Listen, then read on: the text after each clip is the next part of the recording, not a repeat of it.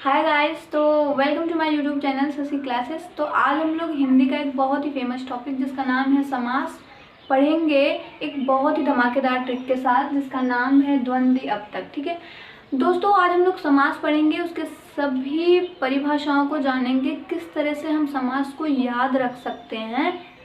ऐसे ट्रिक हम आज लेके आए हैं जिसे जानने के बाद आपको समास भूल नहीं पाएगा, आप समास कभी भी नहीं भूल सकोगे। बस वीडियो को एंड तक देखते रहिएगा। दोस्तों, सबसे पहले हम लोग यहाँ पे देखते हैं समास की परिभाषा क्या है। ठीक है, तो दो या दो से अधिक सार्थक शब्दों के मेल से बने नए शब्दों को समास कहते हैं। बिल्कुल आराम से देखिए आप लोग, दो या दो से, देखिए समास क्या है कि जब कोई दो शब्द मिलके तीसरे शब्द का निर्माण करते हैं, उसी को, तो वही चीज जो होता है उसी को हम लोग समास कहते हैं। जैसे कि मान लीजिए जैसे कि हम लोग उदाहरण ले लेते हैं अपमान का। ठीक है, तो मान लीजिए अप प्लस मान, अपमान। यहाँ पे आप देखें तो दो शब्द मिलके एक तीसरा शब्द अपमान बना दे रहे हैं, तो ये एक समास हो गया। यानी कि दो शब्द मिलके एक तीसरे शब्द का जब निर्माण कर रहे हैं तो यानी कि वो समास हो गया। अब क्या पढ़ना है कि अब इसके कितने भाग होते हैं, कितने तरह के होते हैं समास। एक बार और डिफिनेशन देखते हैं, दो या दो से अधिक सार्थक शब्दों के मेल से। ठीक है, ये दो शब्द हो गए, इनके सार्थक शब्द हो गए के मेल से बने नए शब्द। अब यहाँ पे देखिए तीसरा जो अपमान है ये नया शब्द बन गया, नए शब्दों को समास कहते हैं। तो अगर यहाँ पे देखें तो ये जो है यही हम लोगों का समास है, यानी दो शब्दों के मेल से बने नए शब्द को समास कहते हैं। ठीक है, उसके बाद समास के कितने भेद हैं, तो समास के कुल 6 भेद होते हैं। हमने यहाँ पे एक ट्रिक बनाई है द्वंद्वी अब तक। ठीक है, तो देखिए द्वंद्व से हो जाता है द्वंद्व समास, और द्वि से हो जाता है द्विगु समास, और अ से हो जाता है अव्ययी भाव समास, ब से हो जाता है बहुव्रीहि समास, त से हो जाता है तत्पुरुष, और क से हो जाता है कर्मधारय समास। यानी कि ये जो ट्रिक है ये बहुत ही इंपॉर्टेंट ट्रिक है, आपको बस यही इतना याद रखना है, द्वंद्वी अब तक। अगर ये आपको याद है तो आपको ये 6 के 6 समास अच्छी तरीके से बिल्कुल याद हो जाएंगे। चलिए अब पहला जो समास है यानी कि द्वंद्व समास के बारे में समझते हैं। देखिए द्वंद्व समास क्या है, यदि दोनों पद मतलब वही दो शब्द, कोई दो शब्द हैं, पद मतलब वही शब्द। ठीक है, यदि दोनों शब्दों के बीच में योजक चिन्ह यही होता है, यही है, ये योजक चिन्ह है। ठीक है, तो योजक चिन्ह हो, यानी कि कोई दो शब्द हैं उनके बीच में अगर योजक चिन्ह हो, ये डैश का जो सिंबल है अगर ये हो, और विग्रह करने पर, यानी कि कोई दो शब्द है उनके बीच में योजक चिन्ह है, डैश का सिंबल है, और अगर उसे हम विग्रह कर रहे हैं, उसको विग्रह करने पर अगर और या फिर एवं या फिर या आए तो समझ लीजिए कि वहां पे द्वंद्व समास है। ठीक है, क्या है द्वंद्व समास। आप लोग एक चीज नोटिस करिए कि और, एवं या फिर या, इन तीनों का मतलब एक ही होता है। हाँ, शब्द भले अलग होते हैं। ठीक है, और, एवं या फिर या, ये तीनों एक ही चीज कहना चाहते हैं, लेकिन ये शब्द जो होते हैं वो अलग अलग होते हैं। हम आपको एक एग्जाम्पल देते हैं, जैसे कि देखिए नदी एक शब्द हो गया, नाला दूसरा शब्द हो गया। ठीक है, इसके बीच में एक योजक चिन्ह है, डैश का सिंबल है। अगर हम नदी और ये डैश और नाला, ठीक है, इसका अगर विग्रह करेंगे नदी और नाली, यहाँ पे एवं भी आ सकता था, यहाँ पे या भी आ सकता था, लेकिन हम यहाँ तीनों को 3 एग्जाम्पल लेके समझा रहे हैं। ठीक है, तो पाप और ये योजक चिन्ह और पुण्य, तो पाप एवं पुण्य, यहाँ पे एवं की जगह पे और भी आ सकता था। ठीक है, उसके बाद ऊंच, ये योजक चिन्ह, उसके बाद नीच, ऊंच या नीच, इसका विग्रह, ये देखिए ये जो आपका दिख रहा है ब्लू पेन में हमने लिखा है वो इसको विग्रह करने पर आया है। यहाँ पे आपको बताया गया है कि विग्रह करने पर यदि और, देखिए और भी आया है, यदि एवं भी आया है, या फिर या कुछ, अगर ये तीनों आ रहे हैं उस चीज को विग्रह करने पर, तो समझ जाइए कि वहां पे द्वंद्व समास है। अब आगे देखिए हम लोग द्विगु समास समझते हैं, और इसी तरह से हम लोगों का जो दूसरा है यानी कि द्विगु समास, जिस समास में प्रथम पद संख्यावाचक हो, यानी कि ऐसा समास जिसका जो प्रथम शब्द हो वो संख्यावाचक हो, या फिर किसी समूह का पता चले, उस समास को पढ़ने पे या फिर वो संख्यावाचक हो इसका पता चले, या फिर किसी समूह का पता चले। फॉर एग्जाम्पल देखते हैं जैसे उदाहरण दोपहर, दोपहर का समूह। यहाँ पे देखिए ये दो है, ये पहली बात तो संख्यावाचक है, और दोपहर यानी दोपहर को मिलाकर, यानी कि दो या दो से अधिक चीज़ें जब मिलती है तो वो समूह हो जाता है। तो यहाँ पे समूह का भी बोध हो रहा है। तो इस एग्जाम्पल से हमको ये पता चलता है कि ये जो शब्द है ये द्विगु समास है, ठीक है। उसके बाद जो दूसरा एग्जाम्पल है तिरंगा, तीन रंगों का समूह, ठीक है। तो तीन तो हम लोगों का संख्यावाचक हो गया, हमने अभी आपको बताया।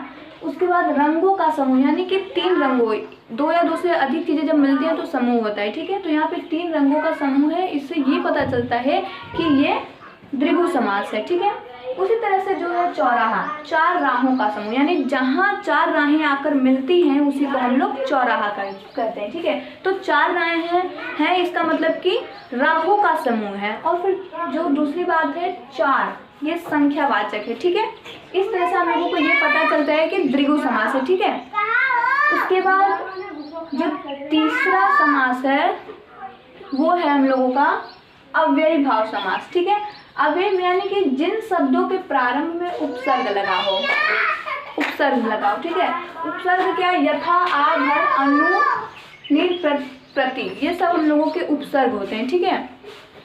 तो उदाहरण आठ देखते हैं, यथा संभव, यानी कि ऐसे कोई शब्द जिसके प्रथम मतलब उसके पहले उपसर्ग लगे हों। हम बता देते हैं कौन कौन से उपसर्ग, जैसे यथा, आ, भर, अनु, नीर, प्रति, ये सब हम लोगों के उपसर्ग हैं। यानी कि कोई भी ऐसा शब्द होगा जिसके प्रथम में ये सब वर्ड्स आपको दिखेंगे तो इससे ये पता चल जाएगा कि वो अव्ययी भाव समास है, ठीक है। जैसे कि यथा, यहाँ पे यथा आ गया ना, यथा संभव के पहले आप देखो तो यथा, यानी यथा एक उपसर्ग है जो कि आ गया, इससे आपको ये पता चल जाएगा कि ये अव्ययी भाव समास है। दूसरा है अनुरूप, हमने कहा ना कि यथा आ गया, अनु भी आ गया। अनुरूप यानी कि अनु प्लस रूप, रूप के योग्य। अनुरूप का मतलब क्या होता है, रूप के योग्य। और यथा संभव का मतलब जैसा संभव हो, ठीक है। उसी तरह से आ जन्म, यहाँ पे देखिए आ भी एक तरह का उपसर्ग है, जन्म के पहले आ गया तो ये कौन सा समास बन गया, अव्ययी भाव समास बन गया, आ जन्म, ठीक है। आ प्लस जन्म बराबर जो जन्म से लेकर, आ जन्म का मतलब क्या है, जन्म से लेकर। उसी तरह से जो चौथा है प्रतिदिन, प्रति भी एक तरह का उपसर्ग है, ठीक है। दिन के पहले लग गया तो ये कौन सा समास बन गया, अव्ययी भाव समास बन गया। प्रतिदिन का मतलब क्या है, प्रत्येक दिन। इसी तरह से हम लोगों का चौथा जो समास है वो है बहुव्रीहि समास, इसे समझते हैं। तो जिन समास में कोई भी पद प्रधान नहीं हो, अर्थात दोनों पद मिलकर किसी तीसरे पद की ओर संकेत करें, उसे हम लोग क्या, बहुव्रीहि समास कहते हैं। यानी कि इसमें पद क्या है, यानी कि कोई जब दो शब्द मिलके किसी तीसरे शब्द का निर्माण करते हैं तो हमें ये पता चलता है कि वो समास है, ठीक है। तो यही चीज बता रहे हैं कि इसमें क्या होगा, दोनों पद में से कोई भी पद प्रधान नहीं होगा, अर्थात दोनों मिलकर किसी तीसरे शब्द का निर्माण करेंगे। इससे हमें ये पता चल जाएगा कि वो कौन सा समास है, बहुव्रीहि समास है। एग्जाम्पल के लिए घनश्याम, ठीक है। घन और श्याम में क्या है, कोई भी पद प्रधान नहीं है। इसके कहने का मतलब क्या है, घन के समान श्याम है जो, इसमें कोई भी पद प्रधान नहीं है।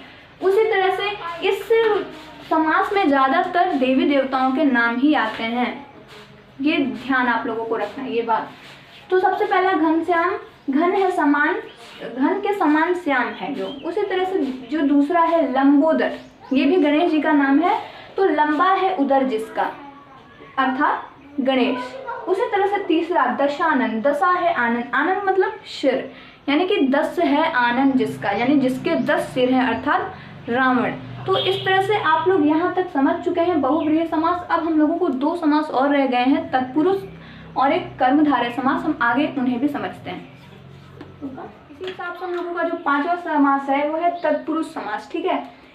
समास को विग्रह करने पर कारक चिन्ह का लोप हो जाता है, यानी कि इसमें जैसे शब्द मिलेंगे आपको, उसका अगर आप विग्रह करेंगे तो उसमें अगर कारक चिन्ह का लोप हो जाए, यानी कि आ जाए अगर कारक चिन्ह है, तो इससे ये पता चल जाएगा कि वो तत्पुरुष समास है। एग्जाम्पल के तौर पे देखते हैं, इसमें जो जो कारक चिन्ह हम लिख दिए हैं, का, के लिए, पर, में, से आदि, ये सब कारक चिन्ह है, ठीक है। तो जैसे यश प्राप्त, अगर आप यश प्राप्त का विग्रह करो तो इसमें क्या आ जाएगा, यश को प्राप्त, जहाँ की हम लोगों का ये जो को है ये कारक आ जा रहा है, ठीक है। यश प्राप्त को जब आप विग्रह करोगे तो यश को प्राप्त आ जाएगा, जो कि बीच में जो हम लोगों का को आएगा वो एक तरह का कारक है, और अगर कारक आ रहा है तो इससे ये पता चल जाएगा कि वो तत्पुरुष समास है। ठीक है, इसी तरह से हम लोगों का जो दूसरा एग्जाम्पल है मन चाहा। मन चाहा का अगर आप लोग विग्रह करोगे तो इसमें विग्रह करने पर ये निकलेगा कि मन से चाहा। तो जो इसमें से आएगा, आप लोग देखो ये से, ये एक तरह का कारक है। ठीक है, और अगर कारक आ रहा है तो इससे ये पता चल जाएगा कि वो तत्पुरुष समास है। ठीक है, उसी तरह से जो तीसरा है यज्ञशाला, यज्ञ के लिए, ये जो के लिए है ये भी एक तरह का कारक है, और अगर कारक है तो ये पता चल जाएगा कि वो तत्पुरुष समास है। ठीक है, यज्ञ के लिए शाला। इस तरह से तत्पुरुष समास हम लोगों ने समझ लिया कि इसमें कारक, इसका विग्रह करने पर कारक चिन्ह का लोप होता है। ठीक है, इस तरह से हम लोग कर्मधारय समास देखते हैं। जिन समास में प्रथम पद दूसरे पद की विशेषता बताए, हम इसे इस तरीके से भी कह सकते हैं, यानी कि पहला पद दूसरे पद की तुलना करे या फिर पहला पद दूसरे पद की विशेषता बताए, तो उसे हम लोग क्या कहेंगे, कर्मधारय समास कहते हैं। जैसे चरण कमल। ठीक है, तो कमल के समान चरण, यहाँ जो कमल है यानी कि जो चरण है, कमल के समान चरण, यहाँ जो चरण की तुलना है वो कमल से की जा रही है, यानी कि उनके जो चरण है वो कमल के समान है, उनके चरण कमल के समान है। उसी तरह से कमल नयन, कमल के समान नयन है, यानी कि जिनका नयन कमल के समान है। इसमें देखिए एक शब्द दूसरे शब्द की विशेषता बता रहा है या फिर उसकी तुलना कर रहा है, तो इससे हम लोगों को क्या पता चल जाएगा कि वो कर्मधारय समास है। ठीक है, तो दोस्तों इस तरह से हम लोगों के छह समास हम लोगों ने पढ़ लिए हैं अपने ट्रिक के साथ। द्वंद्व अब तक ये पूरे 6 समास की ट्रिक हमने निकाली थी, एंड आई होप कि आपको हमारी वीडियो बहुत अच्छी लगी होगी, और अगर लगी होगी तो वीडियो को लाइक कर दीजिएगा। चैनल पर नए हो तो हमारे चैनल को सब्सक्राइब कर दीजिएगा, जिससे कि हमारे द्वारा बनाई गई हर एक वीडियो जल्द से जल्द आप तक पहुँचे। एंड जय हिंद, जय भारत।